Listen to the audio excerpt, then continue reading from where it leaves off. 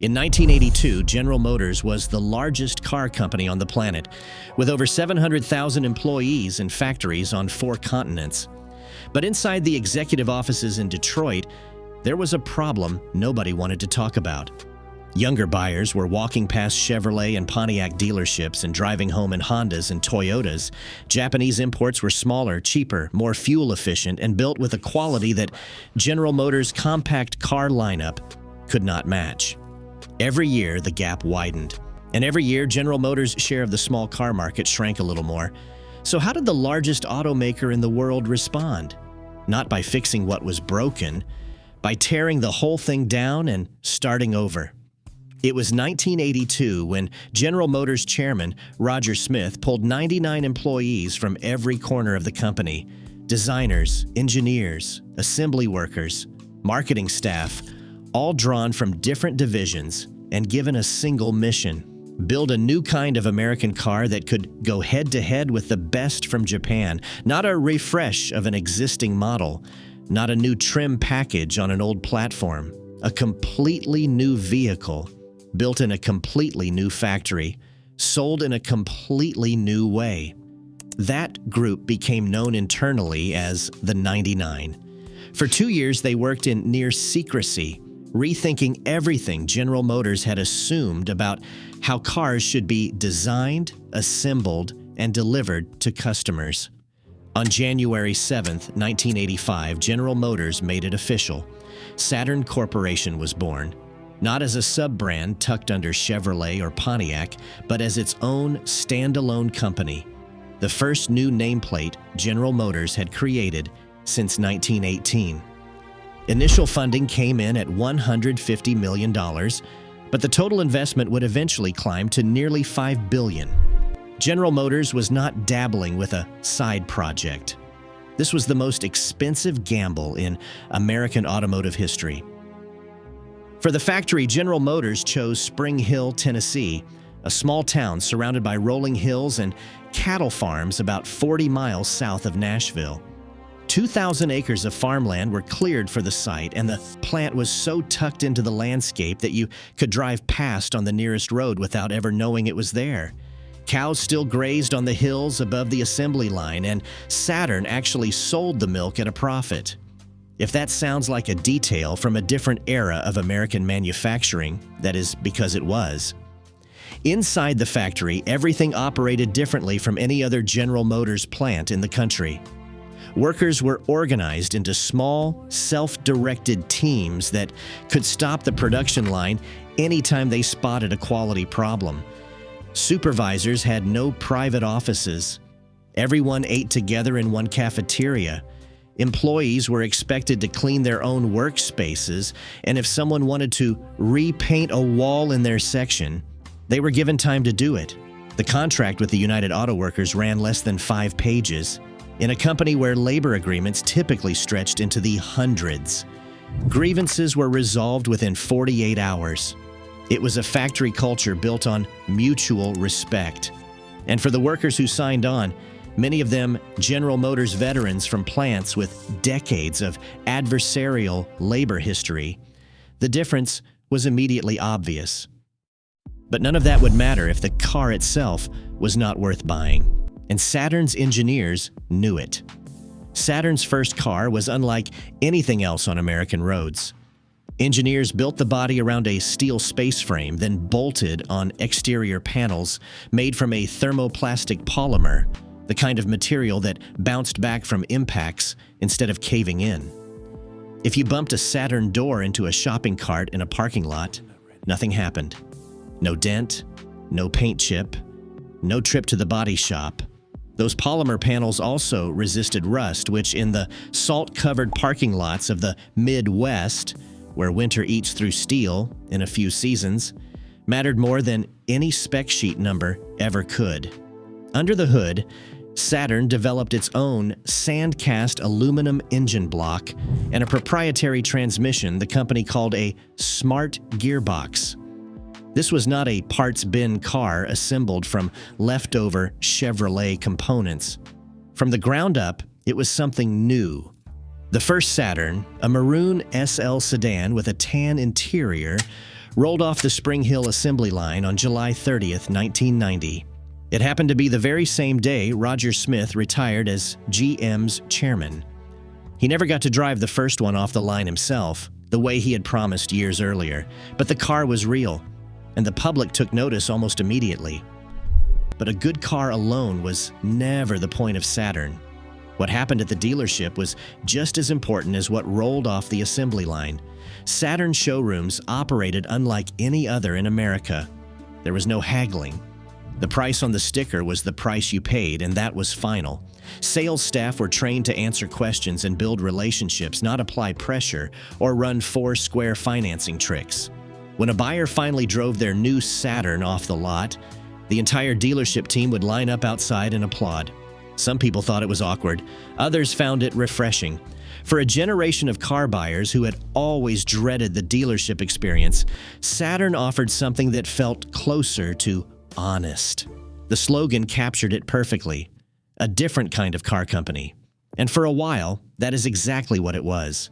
Saturn sold over 286,000 vehicles in 1994, a number that stunned even the optimists inside GM. By May of 1995, the 1 millionth Saturn had left the Spring Hill assembly line.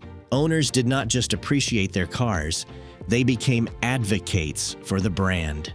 They put Saturn bumper stickers on their rear windows and told their neighbors about the buying experience. Owner clubs formed across the country without any corporate prompting. Then Saturn did something no car company had ever attempted. In 1994, it invited every Saturn owner in the country to a homecoming celebration at the Spring Hill factory. Tens of thousands of families showed up, many driving across multiple states with their Saturns packed full of lawn chairs and coolers. They camped on the factory grounds, toured the assembly line, met the workers who had built their cars, and stayed for live music and cookouts on the Tennessee hills. It was part family reunion, part pilgrimage. No automaker before or since has pulled off anything quite like it. And for a brief, strange moment, a car company had somehow built the kind of loyalty that luxury brands spend decades trying to manufacture. Saturn was also ahead of its time in ways that most people have forgotten. In 1996, Saturn dealerships became the retail home for the GM EV1, General Motors' first modern electric vehicle. While the EV1 would later become its own controversial story, the fact that GM chose Saturn's dealer network to sell an electric car tells you something about how the brand was perceived. Saturn was where you went when you wanted something different from Detroit. But the very success that made Saturn special also made it a target inside its own parent company. Other GM divisions had been fighting for resources and executive attention for decades. Pontiac, Oldsmobile, Buick, and Chevrolet were all running on aging platforms with recycled designs. And now this upstart brand, barely 5 years old, was absorbing billions in investment while they made do with scraps. The internal politics at GM were ruthless, and Saturn, for all its public goodwill, had very few allies left in the executive suite. Roger Smith's retirement in 1990 marked the beginning of a slow unraveling.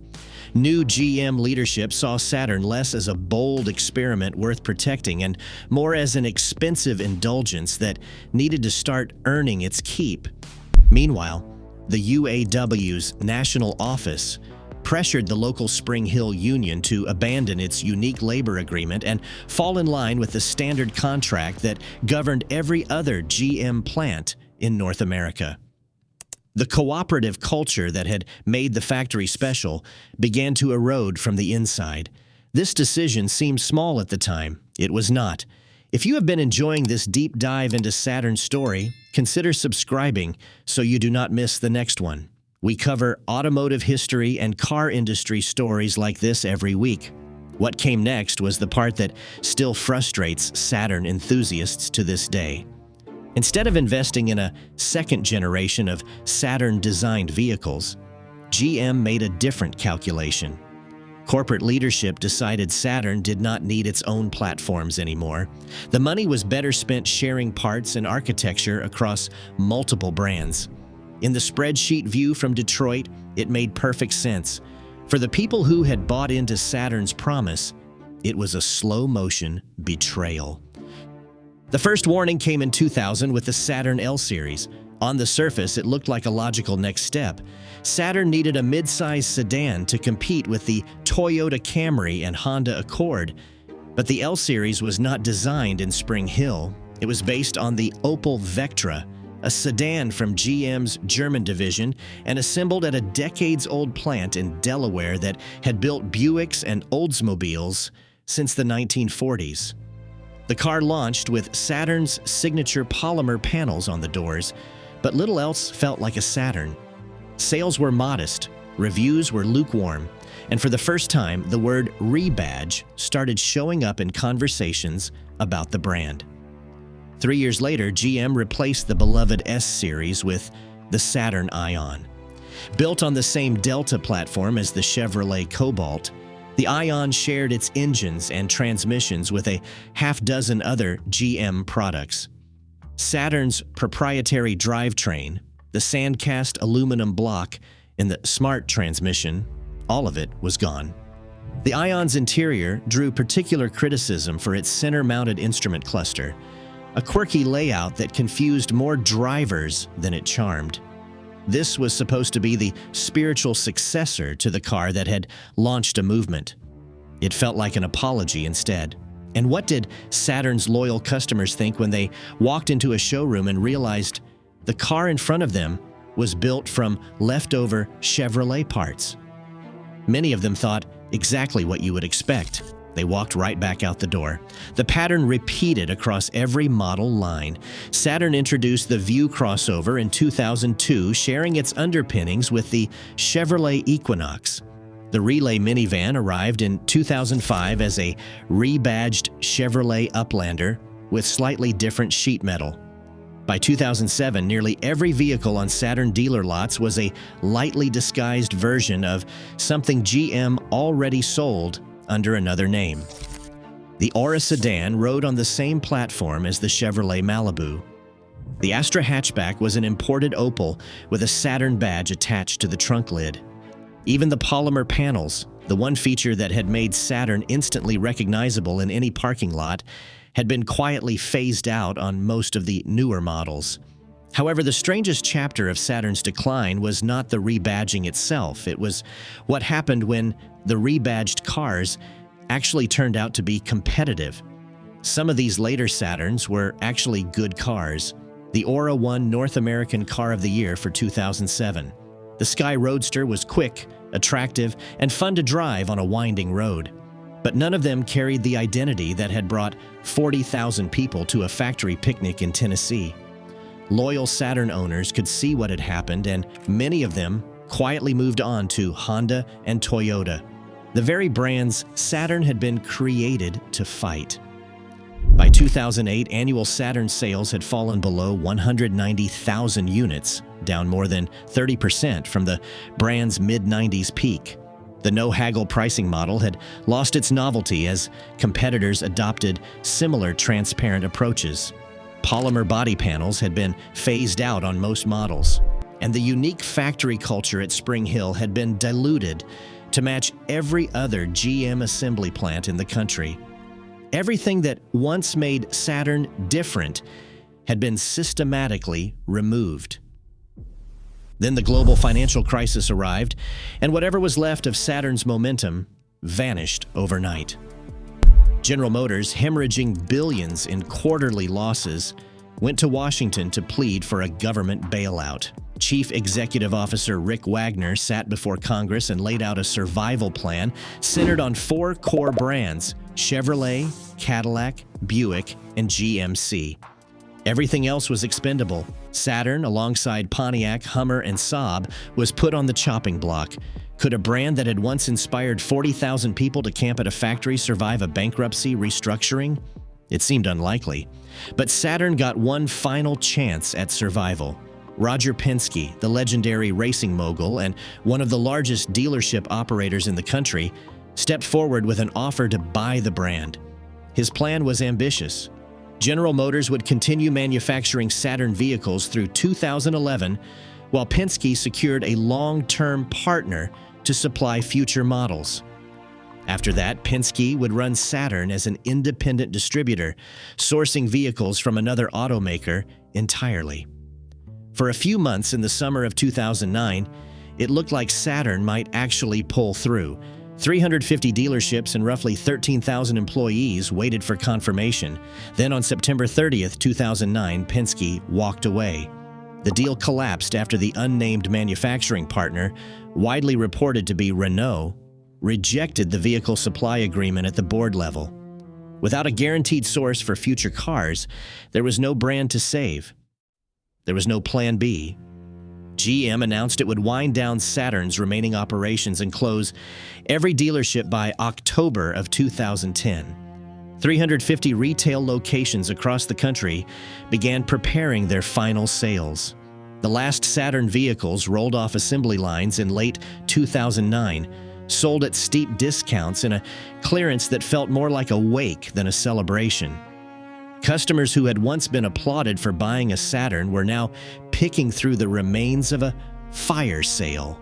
25 years after Roger Smith stood in front of cameras and promised a different kind of car company, the experiment was officially over. The Spring Hill factory did not close, though. GM retooled the plant, and today it builds Cadillac SUVs and electric vehicles. The assembly lines still run. Workers still clock in every morning, but the Saturn name does not appear anywhere on the property. What Saturn proved during a brief and specific window was that Americans would line up to buy a domestically built small car if the experience felt honest. Dent-proof panels, fixed pricing, a factory homecoming where you could shake hands with the person who welded your frame. None of it was complicated, it was just respectful. And for a lot of people, that was enough. So what is the real lesson of Saturn? It is probably not about cars at all. It is about what happens when a large organization builds something new from the ground up, watches it succeed, but then slowly dismantles it because the old way of doing things is easier to manage. The question that remains is not really why Saturn failed. The cars were solid, the customers were loyal, and the concept had been proven in the market. What lingers is something harder to answer. Why the company that built Saturn could not leave it alone long enough to let it become what it was always supposed to be.